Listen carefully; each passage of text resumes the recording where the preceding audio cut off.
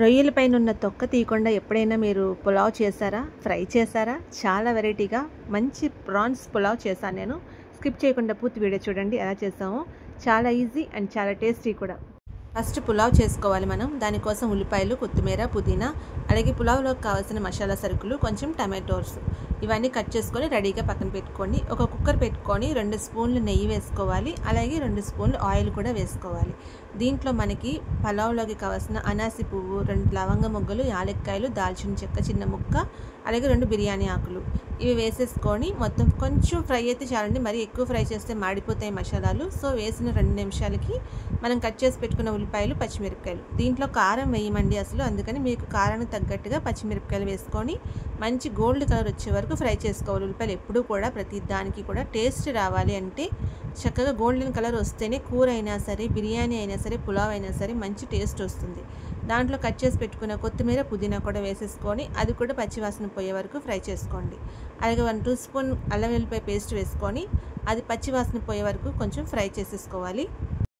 అన్ని పచ్చివాసన పోయేంత వరకు ఫ్రై చేసుకున్న తర్వాత మనం టమాటో ముక్కలు కట్ చేసుకున్నాం కదా, లాస్ట్లో వేసుకోవాలండి. ఇవి మరీ మగ్గిపోకూడదు. టమాటో ముక్కలు మాత్రం కొంచెం పెద్ద సైజుగానే కట్ చేసుకొని కొంచెం ఒక్కసారి ఫ్రై చేసుకొని ఆ స్లిమ్లో పెట్టేసుకోండి. మరీ మగ్గిపోయి మెత్తగా అవ్వాల్సిన అవసరమే లేదు. టమాటో ముక్కలు కొంచెం కనిపించాలన్నమాట అక్కడక్కడ, అప్పుడే టేస్ట్ వస్తుంది. అవి నీటిలో మరిగినప్పుడు టమాటో ముక్కలు పులావ్కి మంచి టేస్ట్ వస్తుంది. ఎప్పుడైనా సరే మీరు ట్రై చేసి చూడండి. కావాలంటే పులావ్కి టేస్ట్ రావాలంటే టమాటో ముక్కలు పెద్దగా ఉండాలి, నీటిలో మరగాలి. నేను ఒక గ్లాస్ బియ్యానికి 1.5 గ్లాస్ వాటర్ వేస్తాను అనమాట. ఎప్పుడు కూడా బాస్మతి రైస్కి మీరు ఎన్ని గ్లాసులు బియ్యం తీసుకుంటున్నారో దానికి తగ్గట్టుగా వాటర్ పోసుకోండి.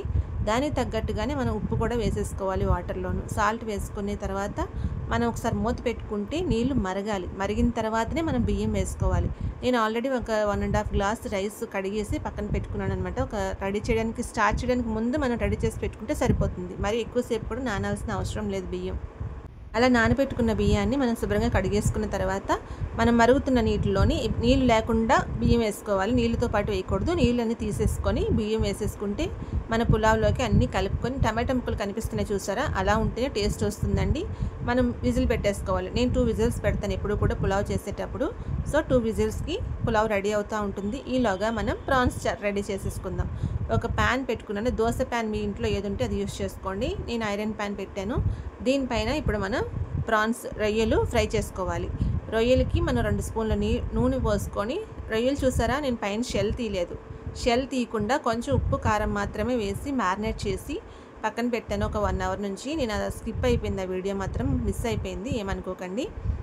రొయ్యలకి తలకాయ మాత్రమే తీసేసి శుభ్రంగా క్లీన్ చేసేసి మధ్యలో డస్ట్ ఉంటుంది కదా అది కూడా క్లీన్ చేసేసాను. పైన ఉన్న షెల్ మాత్రం అలాగే ఉంచేసాను అనమాట. పైన ఉన్న తొక్కలాగా ఉంటుంది కదా అది అలాగే ఉంచాను. ప్రాన్స్ ఎప్పుడూ కూడా, రొయ్యలు ఎప్పుడూ కూడా ఎక్కువసేపు ఫ్రై చేయకూడదు. జస్ట్ 2 మినిట్స్ లేదా 5 మినిట్స్ అంతేనండి. అంతకుమించి ఎక్కువ ఫ్రై చేసామంటే రబ్బర్లాగా అయిపోతాయి రొయ్యలు. అందుకని ఎక్కువ ఫ్రై చేయకూడదు. హైలోనే పెట్టుకొని ఫ్రై చేసుకోండి. రొయ్యలు ఫ్రై చేసేటప్పుడు కొంచెం ఉప్పు, కొంచెం కారం వేసేసుకొని ఒకసారి ఫ్రై చేసేసుకొని కొంచెం కరివేపాకు వేసుకోండి. అప్పుడే మనకి నాన్ వెజ్ స్మెల్ నుంచి ఒక మంచి ఫ్లేవర్ వస్తుంది. కరివేపాకు వేయడం వల్ల నాన్ వెజ్ స్మెల్ తగ్గి మంచి ఫ్లేవర్ వస్తుంది అనమాట.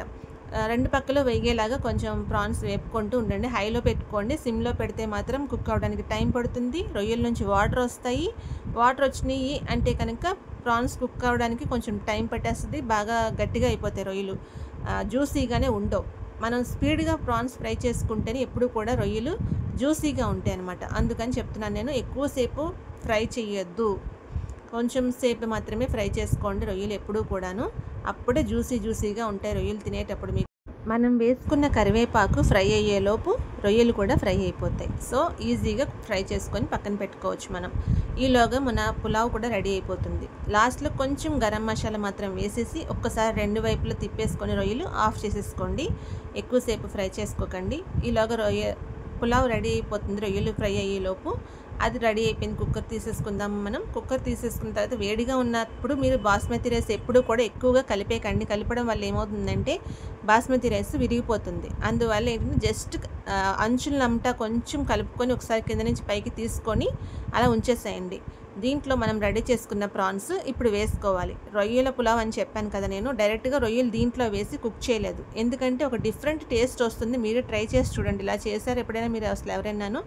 ఒకసారి ట్రై చేసి చూడండి. ఎలా వచ్చిందో కమెంట్స్ సెక్షన్లో కమెంట్స్ చేసి చెప్పండి. నా వీడియోస్ నచ్చినాయో లేదో కూడా మాత్రం చెప్పండి ప్లీజ్. మనం ఫ్రై చేసుకున్న రొయ్యలు ఉన్నాయి కదా, అవి దీనిపైన వేసుకొని మనం దాంట్లో కొంచెం ఆయిల్ కూడా వేసాం కదా, ఆ ఆయిల్ కూడా ఈ పులావ్లో వేసేసుకోవాలి. కొంచెం ఎక్కువ ఆయిల్ ఉన్నా కూడా పర్వాలేదు, వేసుకోండి. వేసుకున్న తర్వాత మళ్ళీ ఒకసారి మూత పెట్టేసుకోవాలి. స్టవ్ మీద పెట్టక్కర్లేదు, పులావ్ కూడా వేడిగా ఉంది, రొయ్యలు వేడిగా ఉన్నాయి కాబట్టి మూత పెట్టుకొని కాసేపు పక్కన పెట్టుకుంటే మన వేడి వేడి రొయ్యల పులావ్ రెడీ అయిపోద్ది. మంచి ఫ్లేవర్ వస్తుంది. నేను చెప్పిన డైరెక్షన్లో ఒకసారి ట్రై చేసి చూడండి, ఎలా వచ్చిందో కామెంట్ సెక్షన్లో కామెంట్ చేసి చెప్పండి. చాలామంది సబ్స్క్రైబ్ చేయకుండా చూస్తున్నారు. Please like, share and subscribe my channel. Thanks for watching friends.